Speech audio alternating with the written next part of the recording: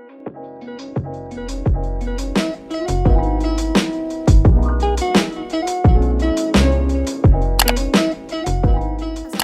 warahmatullahi wabarakatuh. Halo teman-teman semuanya, selamat datang di Koki MP, Komunitas Kajian Ilmu Manajemen Pendidikan. Perkenalkan, saya Zahra Nurhaliza dari Manajemen Pendidikan Universitas Negeri Jakarta, kelas MP 2020A. Pada kesempatan kali ini, saya akan membahas mengenai era VUCA dan disrupsi dalam mata kuliah Pendidikan Kewirausahaan yang diampu oleh Bapak Amril Muhammad. Yuk kita simak sama-sama. Yang pertama yaitu pengertian dari era VUCA sendiri. VUCA yang merupakan singkatan dari volatility, uncertainty, complexity, dan ambiguity merupakan gambaran situasi di dunia bisnis di masa kini. Volatility adalah situasi di mana yang tidak menentu dan juga bisa digambarkan di mana situasi bisnis berjalan begitu cepat, berubah-ubah, dan juga sangat kompetitif. Yang kedua yaitu uncertainty. Uncertainty adalah ketika kita sudah mengetahui hubungan sebab akibat namun belum mengetahui apa yang harus dilakukan. Selanjutnya yaitu complexity. Complexity adalah situasi di mana kita akan menemui kesulitan dalam menjalankan usaha. Selanjutnya yang terakhir yaitu ambiguity. Pada tahap ini kita sebagai pelaku bisnis dihadapi ketidaktahuan terhadap hubungan sebab akibat. Kenapa sih kita penting untuk memahami era VUCA? Sikap waspada yang tersaji dalam VUCA memunculkan ide yang berguna untuk mengelola resiko. Dengan memahami era VUCA ini, segala bentuk potensi ancaman yang terkait manajemen bisa diantisipasi. Selain itu juga mampu membuat rencana pemulihan dari keterpurukan. Selanjutnya yaitu contoh VUCA di Indonesia. Yang pertama yaitu Gojek.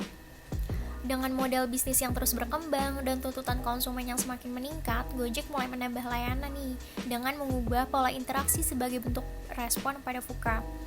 Nah, contoh layanan terbaru Gojek yaitu seperti GoClean, GoMart, GoTagihan, GoShop, dan juga lain sebagainya. Yang kedua yaitu Unilever. Dalam menangani VUCA, Unilever menerapkan prinsip keterbukaan, transparansi, dan juga akses internal pada karyawannya. Pada praktiknya, tiap karyawan diberi semacam perangkat yang terhubung dengan data perusahaan sehingga pekerja tahu apa aja yang akan didapat selain gaji. Selanjutnya yaitu PT KAI.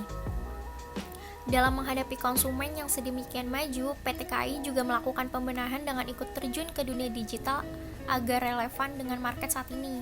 Beberapa fasilitas standar ditambahkan seperti terminal listrik, pendingin udara, atau kedai makan. Dari semua perubahan yang dihadirkan, sistem tiket online didahulukan karena merupakan titik temu antara konsumen dan juga perusahaan.